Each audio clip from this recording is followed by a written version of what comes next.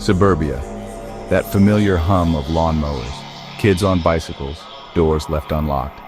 It was 1976, and Oakland County, Michigan was the kind of place you raised your kids because it felt safe, until it wasn't.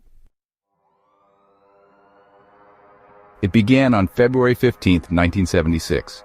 Mark Stebbins, just 12 years old, left an American Legion Hall in Ferndale, Michigan. He told his mother he'd be home shortly. He never returned.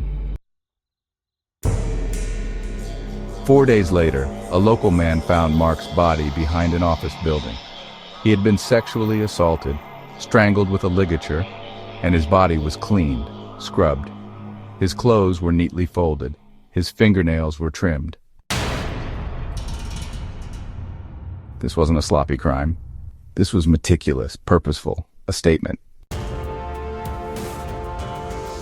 December 22, 1976, 10 months later, Jill Robinson, 12 years old, stormed out of her home in Royal Oak after an argument with her mother. Her bike was found the next day behind a hobby store. The day after that, Christmas morning, her body was discovered on the side of Interstate 75. She had been shot in the face at close range. But again, her clothes were freshly laundered, her body placed with unsettling care. The terror was quiet but growing, and it was about to explode. On January 2nd, 1977, Christine Mihalik, just 10 years old, went to a 7-Eleven to buy a magazine. She never came back.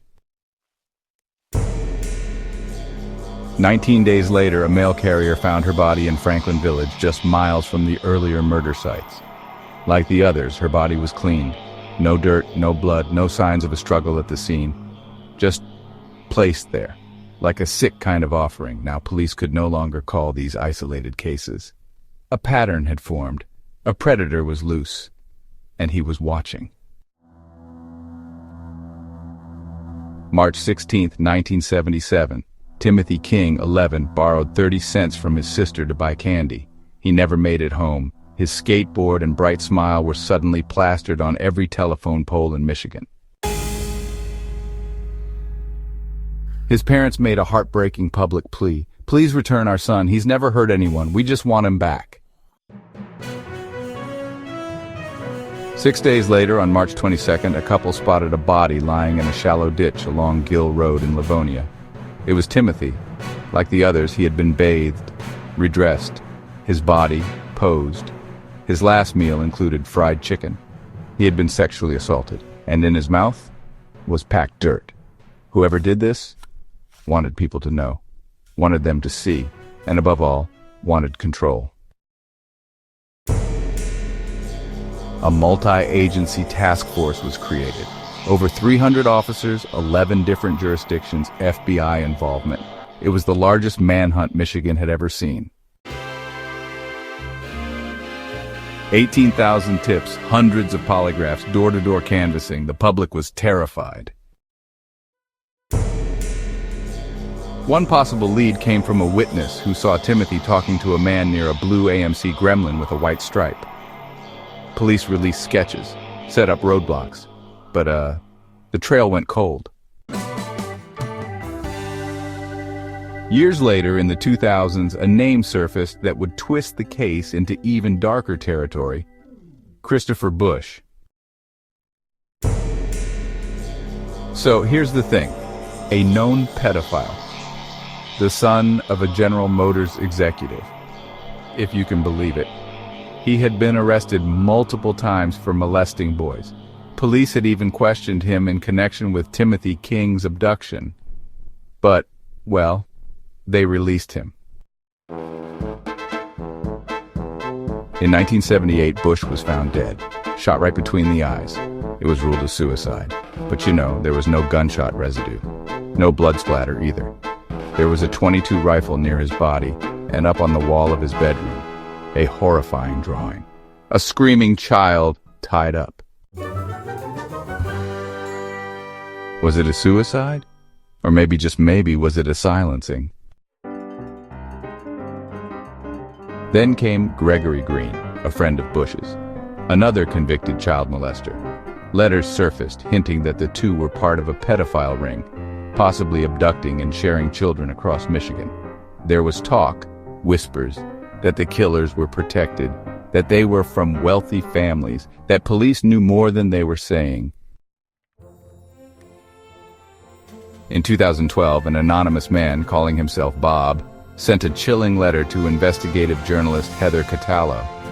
He claimed the killer was someone he knew, a man named Alan.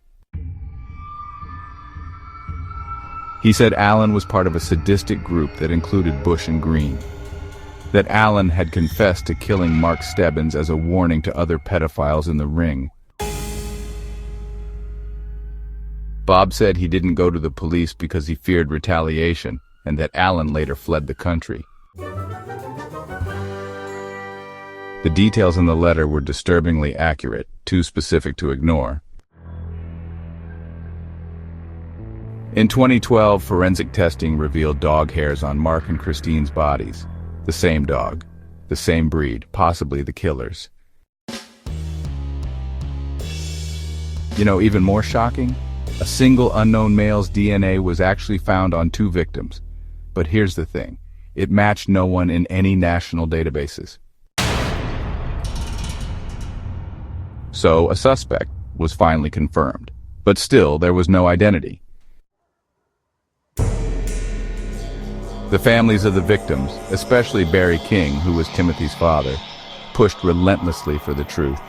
He believed the killer was known, that he may have died, or even worse, been protected. Decades have passed. The children would be grown today, adults with careers, families, lives. Instead, their names are etched on headstones, and the killer's name remains unknown. Mark Stebbins, Jill Robinson, Christine Mihalik, Timothy King, they were children, taken from the safest places. Their stories speak not just of evil, but of failure, of secrets still buried beneath Michigan soil. The case remains open, the pain eternal, and somewhere out there, if he's still alive, the Oakland County Child Killer may be listening. If this story moved you, please follow, like, share, and subscribe. This isn't just a story, it's a wound still open.